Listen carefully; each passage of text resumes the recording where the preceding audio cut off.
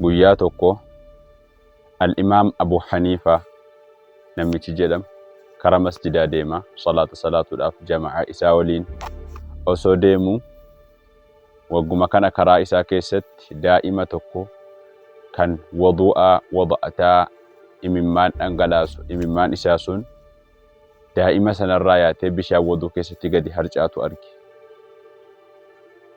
Wagguma kana qawmii dhiisee daa'ima kana waan isa boochisu itti goreen gaafadha jedhee goreef.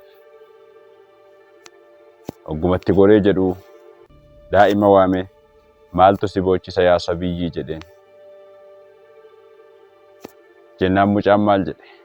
Yaa imaam Abu Haniifaa narraa dhiisii dubbii kiyyaa jedhe. Itti gidde Abu Haniifaan natti himta malee jedheen. Jennaan daa'imni sunis maal jedheen? Yaa Abu Haniifaa Qur'aanan qara'an ture jedhe. Qur'aana sana keessatti qara'ee jedhe. واتقوا النار التي وقودها الناس والحجارة ibiddarraa sodaadhaa ibidda kan namaaf dhagaadhaan qabsiifamtu sanarraa sodaadhaa bakka jedhu sanan qara'ee jedhe. Abu Haniifaan dubbii hubatee fi aayanni kun sirratti hin dhugoomtu ati daa'ima kee miti kan nama baallagheetii jedheen. Yaa Abu Haniifaa dhiisii jedheen daa'imni. Hin arginee nuti gaafa ibidda qabsiisuu feene yeroo ibidda qabsiisnu jalqaba irratti qoraan keessaa ishii xixiqqoo irra keenye itti aansinee qoraan gurguddaa akka irra keenyu hin argine ati yaa Abu Haniifa jedhe. Abu Haniifaan dubbii ilaalee dubbii hubatee fawallaahi haadha sabiyyu yakhaafu Allah daa'imni kun rabbii isaa akkaan sodaata jedhee ofii isaatii illee sodaa guddaa argate. Daa'imni yeroo keenya hin baallaqne qofa miti dubbiitti dammaquu qabdu.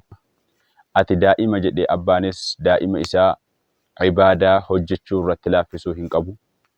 Ibaadaatti jajjabeessuu qaba. Soomas ta'ee soomsisuu qaba.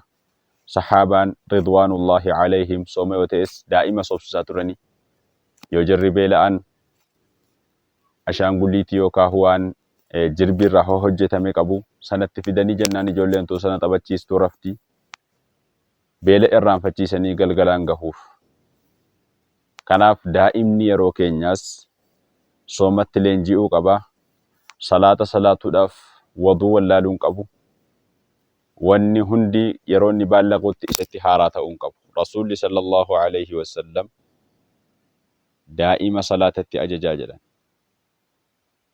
Gaafa waggaa 7, gaafa waggaa 10 yoo isin didde irratti rukutaa jedhan. Gaafa waggaa 15 yookaan immoo yeroo buluuqa isii geesse isiituyyuu of giddaa sana booda isa irratti daa'ima sana irratti giddii ta'ee jira jedhan. Kana waan ta'eedhaaf daa'imni an daa'ima jettee abbootiin ilmi koo daa'ima jettee itti hin laaffisin wal jajjabeessaan isiniin jedha. Wabillaahi tawfiiq.